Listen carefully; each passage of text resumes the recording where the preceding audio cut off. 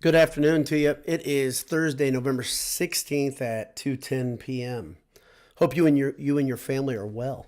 Hope you and the people that you're gathered around this very computer screen are as well at work. I assume that's what's happening since it's an unusual time for a QuickCast. But I wanted to put a little content in here based on my reaction to the signing of this year's basketball recruiting class. If you don't know this, I'm not a big recruiting guy, but I am a big fan of youth movements. And when they are officially signed, I love talking about the incoming freshmen. And why not talk about it now since the sixth member of the class is here, Jakari Harris, one of the sons of Glenn Robinson. I'll talk a little bit about these guys and maybe just put my opinion on. You've heard a lot of people talk about it already if you're hungry for this content. Of course, Brian Newbert has covered this as well as anybody over at Golden Black. But I'll just put a little bit of put out some of my excitement and my spin on it for you before I do it. Thanks to our friends at Home Field Apparel. I'm wearing a shirt from them right now. Head over to homefieldapparel.com, enter Boiled23 at checkout for 15% off your initial order. And also, when on campus, head over to AJ's on Vine. Great people. You hear me say it over and over. Great people, great food, TV's on the wall. You can't go wrong on a game day when you head over to AJ's. It's burgers, beef, and beer. That's AJ's. Good people. More importantly than anything. So let me talk about this class real quickly and tell you why I think they're important. Obviously, it's important whenever you have a class that starts getting the national media's attention because it generally says, at Purdue, these guys are pretty special. There's something that happens, like there's a throttling that seems to happen in recruiting rankings with a lot of online magazines. It seems if a guy stays in the hopper a while and he's good, he'll get bumped up to kind of increase the drama and to increase the storylines and make things more juicy, especially once they make that big signing, they pick up the hat that's in front of them on the table, and then that five-star guy, he becomes something that the media, everybody wants to talk about. Well, Purdue had the exact opposite happen this year with Cannon Catchings. Catchings was a guy that was a five-star, if you don't know this, spring of last year. And then he was downgraded to a four-star. And Anish and I talked a little bit about this on the Handsome Hour. I get it. I get why it happened, but I still don't get why it happened. He got passed by a bunch of guys, by probably 6 to 10 guys in the rankings. And so he gets bumped down to a four-star. But even as a four-star, and even with this class, some of these guys not getting a ton of respect when they deserve it, Purdue still is between, sounds like 7th to 13th, 7th to 14th in America, depending on the magazine that's looking at this Purdue class. This is a pretty special group. This is undoubtedly the best recruiting class, according to recruiting magazines, since the Baby Boilers came a long time ago. Someone asked about this on Twitter. Is this Painter's best class? I think you could argue it's the best class for different reasons. Volume makes a big difference. Fulfilling needs is obviously a huge deal. But that Baby Boilers class was third in America, according to Rivals. This class is not going to get up there in that top three. A friend of mine and I were texting about this. And I think this is probably worthy of a top 5 recruiting class, but I don't think they're going to get there. Nothing's going to change in their rankings now. They're not going to skyrocket now that all these guys are signed, obviously. But once they're signed, I think we can officially celebrate as Purdue fans because they're not just recruits. They're not just guys that might come to Purdue. They're not guys that have given a verbal commitment or anything, in the ether like that. These are guys that are signed on and they're coming on campus. Of course, Jakari Harris is a huge deal. He's out of Atlanta, the Atlanta area. He flirted with Georgia Tech a bit at the end, but it seemed like it was always a deal that he was coming to Purdue. He's a legacy. He's Glenn Robinson's son. He'll be the 5th legacy player on the roster, I believe, next year. I don't know exactly who.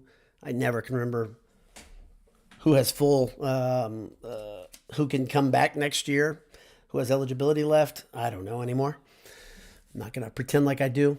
But 5 legacy players, if they have the same group plus Jakari Harris, is ridiculous. And let's see. Yeah, it's five legacy players. It's incredible. It's incredible. And it's a lot of good. That says a lot about the health of the program. I think it's great when you see guys decide to go to Purdue and their dads went there, especially my age group. All these guys, most of these guys, their dads were in my age group most. But these guys are not just like, I mean, like you've got some absolute beasts on this roster that are the sons of ex-Boilermakers, and that's great to see. There's some things I don't quit remembering, I don't give up on, and I still remember Bob Greasy's son Brian choosing Michigan back when I was in high school. I think he and I are right around the same age, and it pissed me off. And I remember Bob saying, why would you go to Purdue right now? Michigan has a better upside, and I get that. But Bob Greasy is a Boilermaker. Even to this day, he's still, the last time I heard him talk, still very positive about the Purdue football program. So I want to see guys that have sons and daughters that play sports and are looking to go play Division I, Power 5 sports. I want them to come to Purdue, of course. So Jakar Harris, getting him is big for a lot of reasons. His I think, half-brother, Jalen, was a Boilermaker, but his other half-brother, Glenn Robinson III, of course, went to Michigan. And that was a bit of a heartbreaker. That was in a time where recruiting was very frustrating to follow if you're a Purdue fan. And it's the last year to 3 years, it seems like there hasn't been a whole bunch of drama, like signing day defections. Those always bother me. They always get under my skin, and I try not to care until they're signed. I always say, don't fall in love with something that's not yours.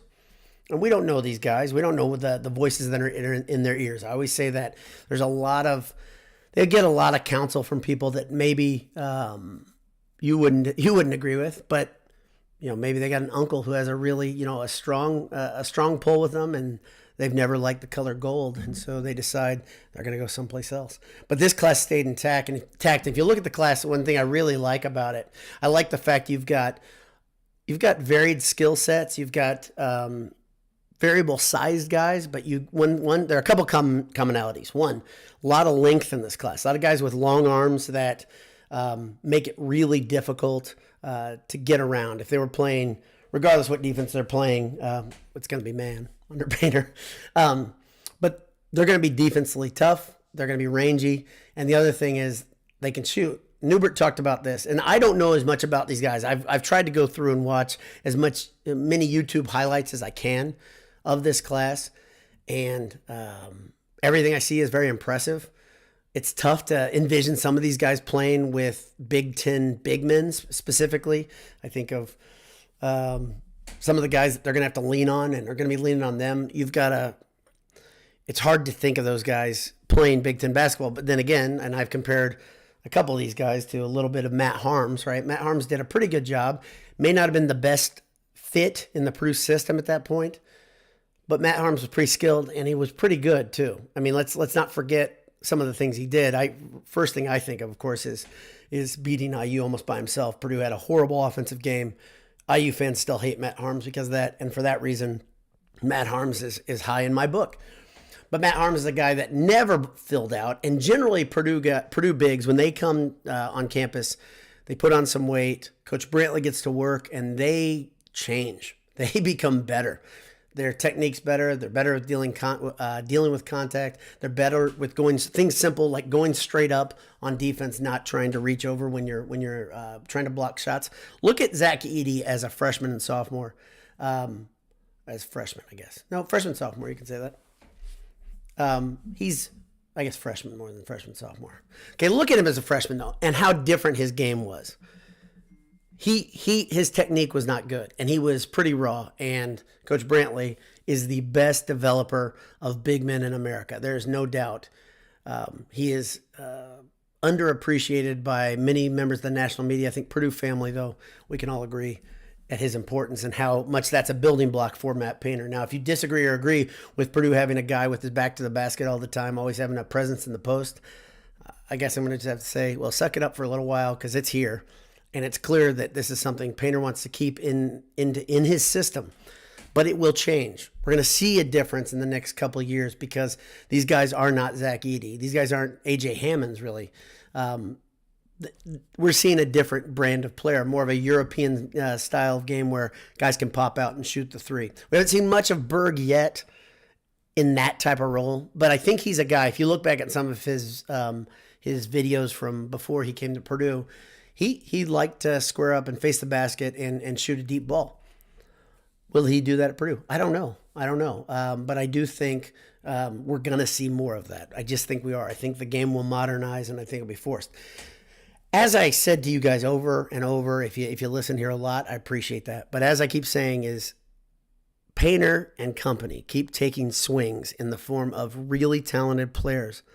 And when you take these swings, eventually something breaks. Eventually you get in the right time, in the right place during the NCAA tournament, the right draw, and good things happen. And this class is another example of, man, Purdue is just reloading. They are just reloading over and over. Kind of funny. I wanted to talk about one more thing, two more things actually, before I talk to you guys in the comments, because I'm trying to get out of here relatively quickly. One thing I want to say is it's kind of funny if you've been paying attention all to other non-Purdue outlets. Field of 68 is the one that I think of more than anything. Every time there's a game, or if there's one of these big nights where multiple top 10 teams play, they're telling you who the best team in the nation is right now. And I know this is what they do. This is what they actually get paid. They're not just like me and doing it because they're sick. But they got to talk about something. So reacting to play is better than to reacting in the off season. Reacting to something that's real when two highly ranked teams or two ranked teams period play, all of a sudden that team, the higher ranked team, is the best team in the nation. Right now we're hearing a lot from places like that. Some are saying Purdue's the best team. Some are saying Kansas is the best team. Some are saying Arizona.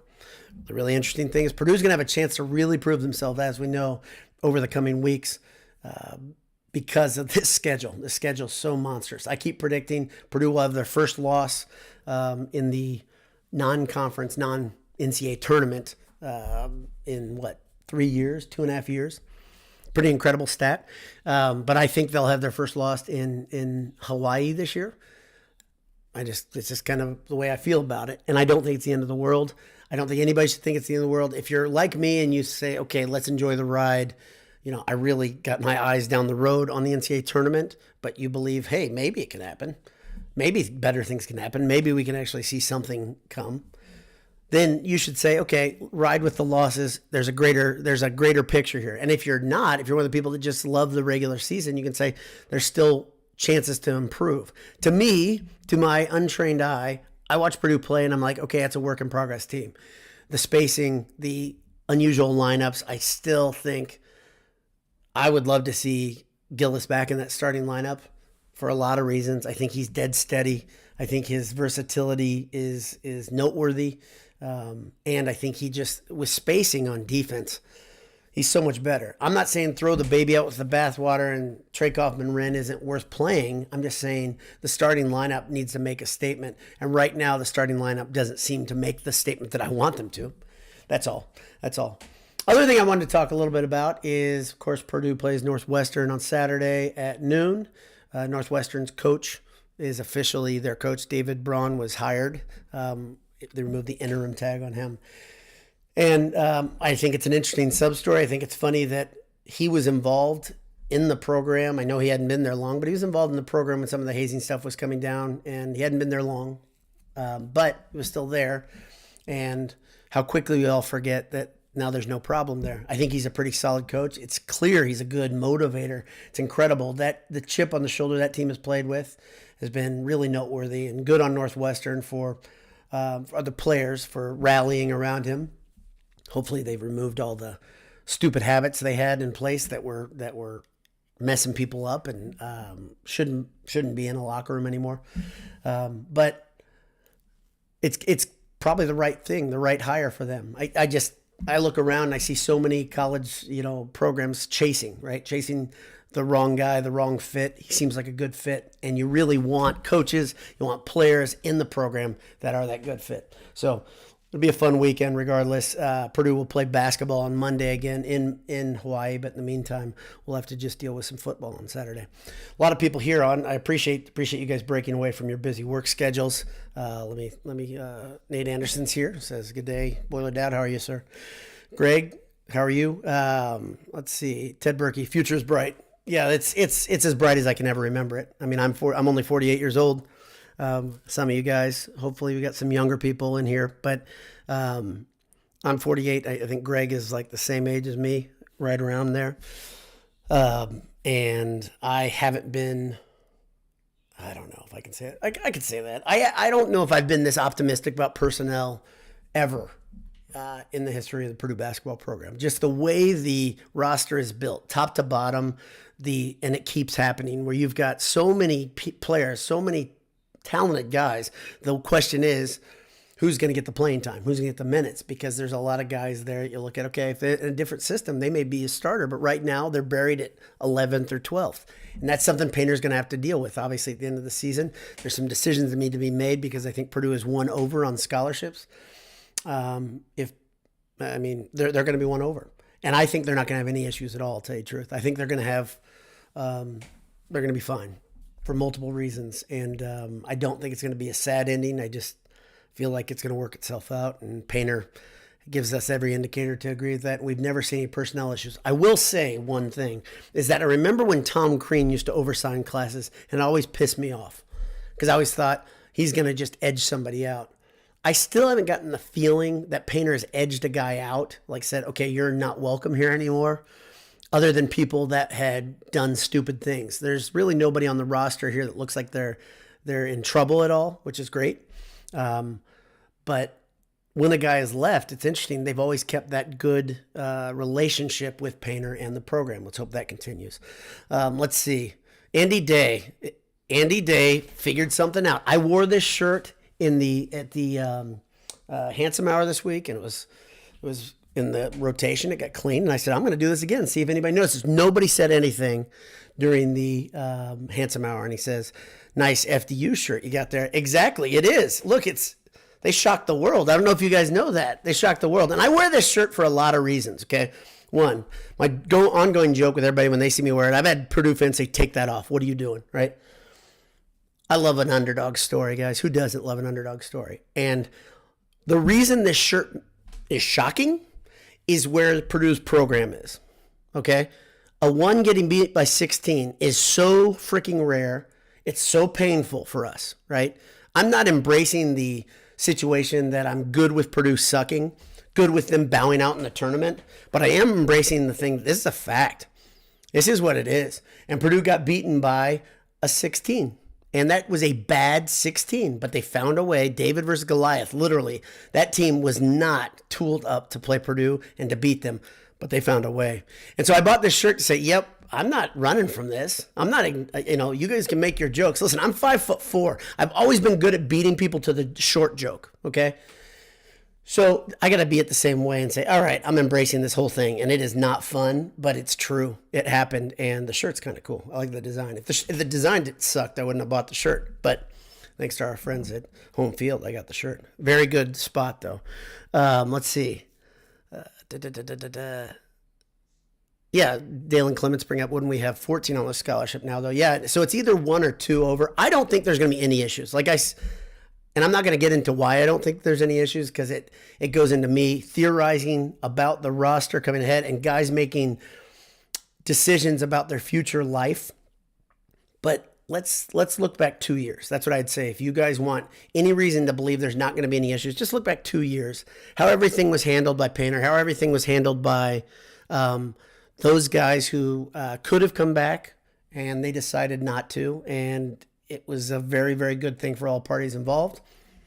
Just look back at that, how that was handled. I think Painter really treats these guys like men, and he tells them the situation, and he talks to them, and he talks to their families. I don't know when they're seniors, if he brings their parents into the room. I bet he doesn't at that point. I know he does when they're young and he's thinking about redshirting, but he's always straight up with them. This is one thing that I think you have to appreciate about Painter. Let's see. I got to get off here. Let's see. Yeah, I got to get off here. I'm sorry. A ton of people on here. Really appreciate you guys.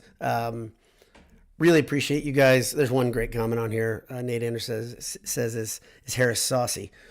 Too much sauce, actually, in case you're wondering, Nathan. So thanks to everybody. I see John Harrell's here, my buddy John. Thanks for tuning in. And I know John is a busy, important man, just like all of you guys and girls who are tuned in here. Do appreciate you tuning in live, but I got to call it a day because I've got a meeting at 2:30 and I'm probably not going to be there on time. Until we talk again, maybe it'll be a quick cast. Nope, there probably won't be a quick cast tomorrow. But until we talk again, maybe Monday. Who knows? We obviously have a post-game Monday too, but we're going to have to figure out what we're doing with the Handsome Hour. But we'll have an update for you on Twitter. We'll figure out how to schedule that out again. Maybe Sunday night like we did last week, or maybe we'll do the block of content like we talked about doing. So thanks again for tuning in. God bless you. Hammer down. We'll see you.